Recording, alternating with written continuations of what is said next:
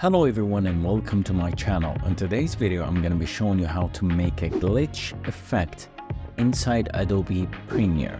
So without further ado, let's get started. So now we're in Adobe Premiere and I have here a video that we're going to be doing this tutorial on.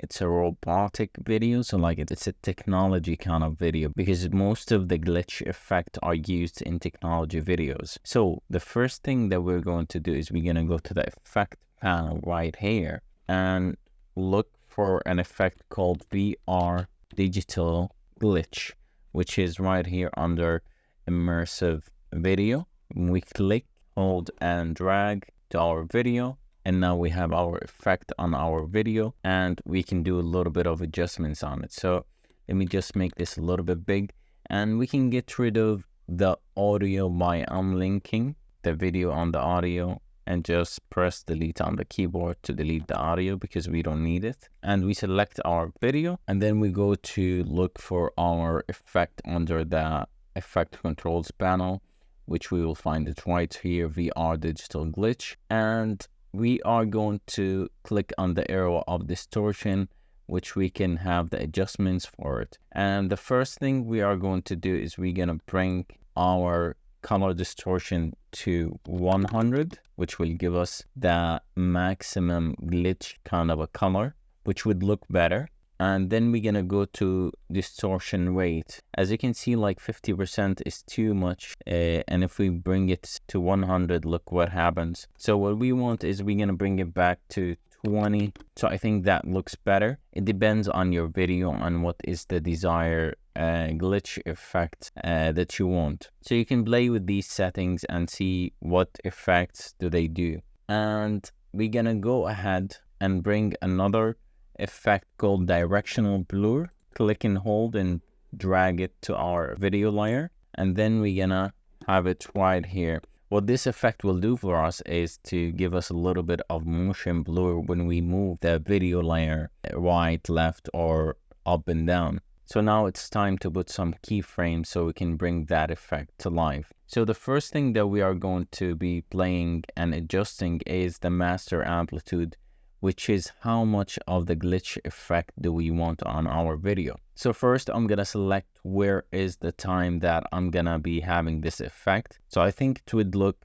like when he moves his head like here. So I can start from here. So what I'll do is I'll go to master amplitude right here and change it to 0 and then put a keyframe and then move 5 frames. And to do that, you can use the keyboard arrow button, the right one. To move 5 frames, you have to press it 5 times. 1, 2, 3, 4, 5. And then change the master amplitude to 100 and then go another 5 frames. 1, 2, 3, 4, 5. And then bring it back to 0. And now I want to see the keyframes more clearly. So I'm just gonna zoom right here so we can see it more clearly. And we can move the frames by using these arrows. So I'm gonna press on it again to go to the first keyframe and go down to our effect right here, directional blur, and create a blur length keyframe on 0, and then move to the second frame and change it to about 20. I think it would look. So it already looks nice. And then go to the last frame and bring it back to 0. Now let's see how our effect looks. So it already looks nice, but usually the glitch effect has a shake in the video. So what we can do is we can play with our position, but first we have to scale up our video so we don't have any black edges when we move left to right or up and down. So we can move it to 120, for example, or actually 115, I think is enough for it. So 115, and then we can go back to our first frame. And now we have to create some keyframes on the positions. So yeah, I just press on the stopwatch right here, the toggle animation tool, and I have created a keyframe.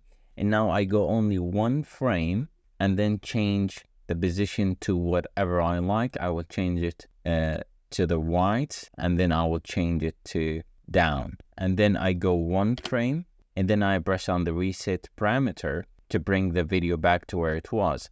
And then I do the same process, but in different positions. 1 frame, I'll bring it to the left, and then I'm gonna bring it up, and then I'm gonna move 1 frame, and then reset parameter, and then the same thing again. Gonna move it right, and then up, and then 1 frame, reset, and the last time we can do it left, and we can bring it down. So now let's see how it looks. It looks nice, and if we add some music and sound effect, it would look more great. So if you want to create this effect more than one time in the same video, instead of doing the same process over again, you just select the keyframes and just copy them. So what you can do is click and drag and copy all these keyframes by pressing on the keyboard Ctrl+C, and then move to your desired video, and then press on the keyboard Ctrl+V, which is to paste the keyframes, and we can see it looks the same. So let's just play the video with some music and sound effects.